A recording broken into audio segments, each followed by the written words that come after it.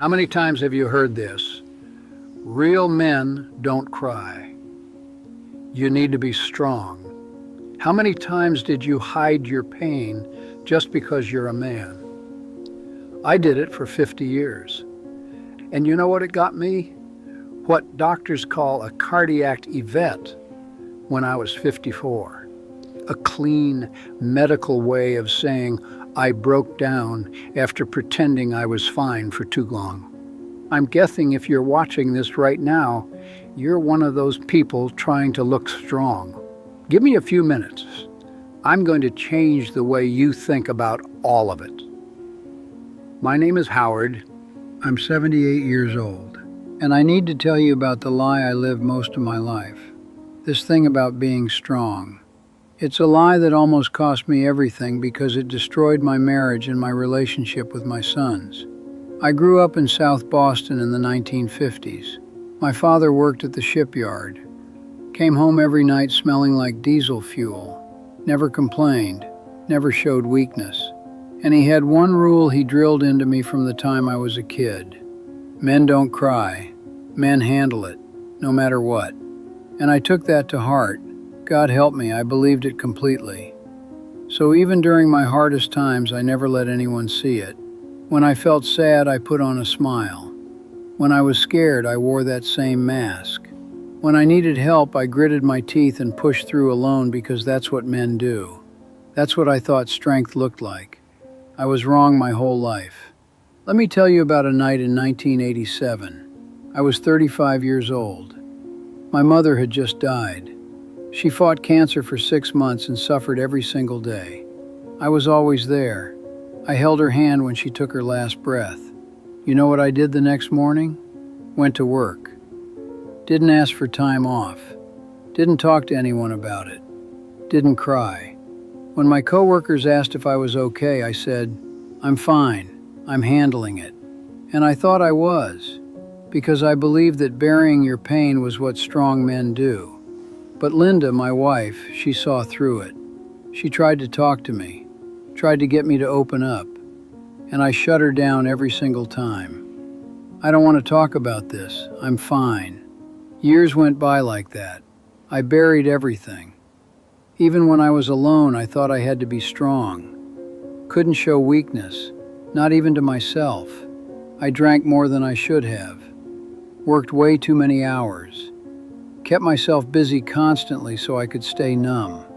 I kept telling myself I was being strong, that I was protecting my family by not burdening them with my problems, that this was what fathers do, what men do.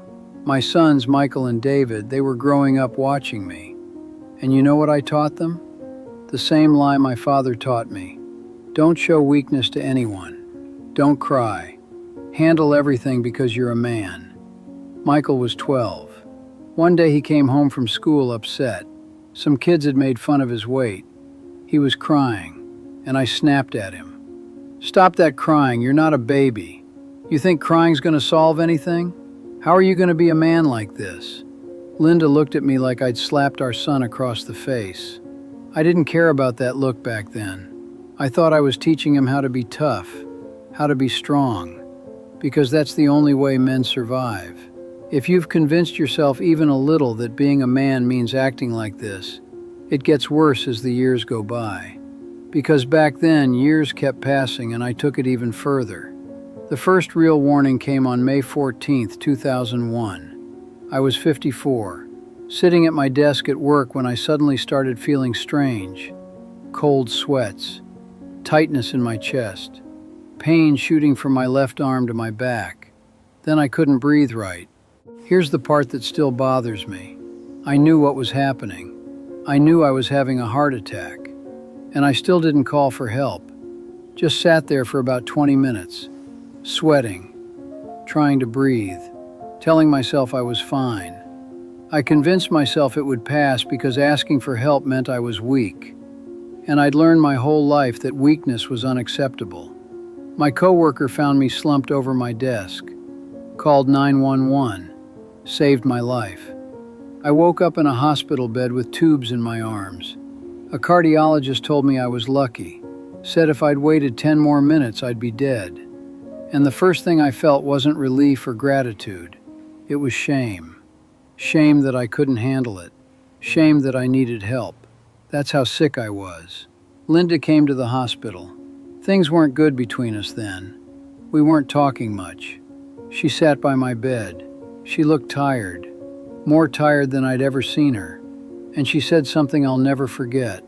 "Howard, I can't do this anymore. I've been trying to love you for years and you won't let me in. It's like trying to love a ghost. You're here, but you're not really here. This wall you built, it was killing you." She said that to me in the hospital. While I was lying there, nearly dead, I still tried to defend myself. Tried to tell her I was just being strong for her, for the boys. She just shook her head. "You think shutting me out protects me? You think teaching our sons to bury their feelings helps them? You're not being strong, Howard. You're just a coward hiding your weakness, and I'm done." 6 months later, she left, moved in with her sister, filed for divorce, and I still didn't get it. Still thought she was being unreasonable. Thought she just didn't understand what it meant to be a man. But here's what really broke me. The part that keeps me up at night even now, 25 years later. My sons took her side. Michael was 23, David was 20. When the divorce went through, David looked at me and said, "Mom was right. Living with you was like living with a stranger. You were never really there, Dad." That's when I finally cracked. Not when I almost died. Not when my wife left. But when my son told me I'd been absent my whole life while standing right in front of him. I broke down. Right there in the courthouse parking lot. 54 years of holding everything in came pouring out all at once. And it was the most terrifying and freeing moment of my life. Because I realized everything I thought was strength was actually just fear. Fear of being seen. Fear of being vulnerable. Fear of being human. I had to lose everything to understand I'd been doing it all wrong. So I did something I should have done 30 years earlier. Went to therapy. At first I hated it. Hated admitting I needed help. Hated talking about my feelings. Hated crying in front of a stranger. But slowly, over months and years, I started to understand something. Strength isn't pretending you're okay when you're falling apart. Strength isn't suffering in silence.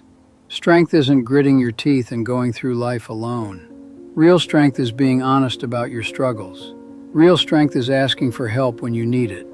Real strength is letting people see you when you're broken. I'm 78 now. Linda remarried. She's happy. I'm glad for her. My sons and I, we've rebuilt something over the years. Took time. Took a lot of conversations. A lot of apologies. I had to learn how to actually be there instead of just showing up physically. But it's never too late to turn things around. You never know when what you learn might save you. I have a 6-year-old grandson, Noah, Michael's boy. They came to visit last month. Noah started crying because he missed his mother. And I did something I never would have done before. Held him. Let him cry. Told him it was okay to feel sad. That crying didn't make him weak, it just made him human. Men cry too, I said. Michael was watching. After Noah calmed down, he came over and said, "Thanks, Dad, for being there for him, for showing him it's okay to feel things." Maybe that thank you wasn't just about his son. I'd put these ideas in Michael's head for years. Maybe I was helping him break free from them now. It took me this long, but I broke the cycle. Now I tell my grandchildren that feelings aren't the enemy, that being vulnerable isn't weakness, that real strength is letting yourself be human. That's good. That's progress. But there's still this one thing that eats at me. Those 50 years I wasted. I know I can't get them back. Can't undo the damage I did to my marriage, to my sons, to myself. Can't go back and be the father I should have been. All I can do now is be the best grandfather I can be with the time I have left. And that's why I'm making this video. Because I see it everywhere. Young men walking around carrying the same lie I carried. Same shame, same fear, same worry about the future. And I want to grab them by the shoulders and say this: you don't have to live like this. Don't have to pretend everything's fine when your life's falling apart. Don't have to suffer alone. If you're having a rough day, talk to someone. A friend, a therapist, a doctor.